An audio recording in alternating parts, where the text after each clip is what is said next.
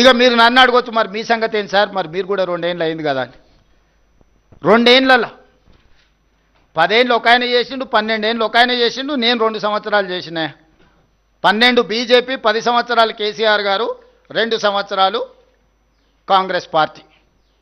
2 సంవత్సరాలలో అధికారంలోకి వచ్చిన మొదటి రోజే 3 విడతలుగా ప్రభుత్వ ఉద్యోగులకు జీతాలు ఇచ్చేది. జీతం ఎప్పుడు వస్తుందో తెలియని పరిస్థితి తెలంగాణ రాష్ట్రంలో ఉండే. ఆ రోజు నుంచి ఈ రోజు వరకు ప్రతి ప్రభుత్వ ఉద్యోగికి మొదటి తారీఖు నాడు జీతం ఇస్తున్నాం. ఆ మధ్యకాలంలో వాట్సాప్లలో పెట్టుకోరు, భార్యలు నమ్మడం లేదు, మొదటి తారీఖు నాడు మా జీతం పడదంటే మా సతీమణులు కూడా మమ్మల్ని నమ్మతలేరు, కావాలంటే చూడండి అని వాట్సాప్లలో వాళ్ళ కుటుంబ సభ్యుల సంతోషాన్ని. మొదటి తారీఖు నుంచి మేము వచ్చినప్పటి నుంచి ప్రభుత్వం కోసమే, తెలంగాణ రాష్ట్ర పునర్నిర్మాణం కోసం పనిచేస్తున్న ప్రభుత్వ ఉద్యోగస్తులకు మొదటి తారీఖు నుంచి జీతం మేము ఇచ్చిన వాట వాస్తవం కాదా? 5 లక్షల రూపాయల ఆరోగ్యశ్రీని ఆనాడు అరాకొరగా ఇస్తే దాన్ని 10 లక్షల రూపాయలకు పెంచి ఈరోజు అమలు చేస్తున్నది నిజం కాదా?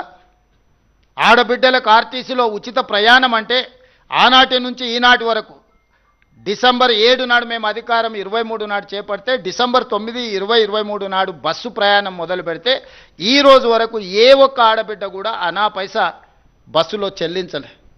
ఆర్టీసీ నష్టాలలో ఉండి కార్మికులు ఆత్మహత్యలు చేసుకుంటుంటే ఈ 2 సంవత్సరాలల్లో రాష్ట్ర ప్రభుత్వం 9,000 కోట్ల రూపాయల ఆర్టీసీకి చెల్లించి ఈరోజు లాభాల బాటలో ఆర్టీసీ కార్పొరేషన్ని కాపాడినము. 50,000 ఆర్టీసీ కార్మికులు ఈరోజు నిద్రపోగలుగుతున్నారు, కుటుంబ సభ్యులతో కనీసం గడపగలుగుతున్నారు. 10 ఏళ్ళు రేషన్ కార్డు ఇవ్వలే. రేషన్ కార్డు ఏంది, దాని గుర్తింపు విలువైందా? చంద్రశేఖరరావు గారు రేషన్ కార్డు ఇద్దామన్న ఆలోచన కూడా చేయలేదు. మేము వచ్చినాక లక్షలాది రేషన్ కార్డులు ఇచ్చి ఆనాడు దొడ్డు బియ్యం పెడితే బర్రెలకు దాన పెట్టేది.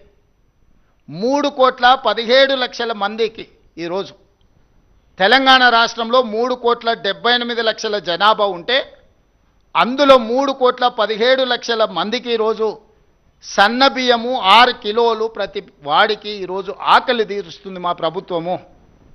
500 రూపాయలకు సిలిండర్ ఇచ్చినము. ఆడబిడ్డలకు రాష్ట్రంలో ఉచిత బస్సు ప్రయాణానికి 9,000 కోట్ల రూపాయలు చెల్లించినము.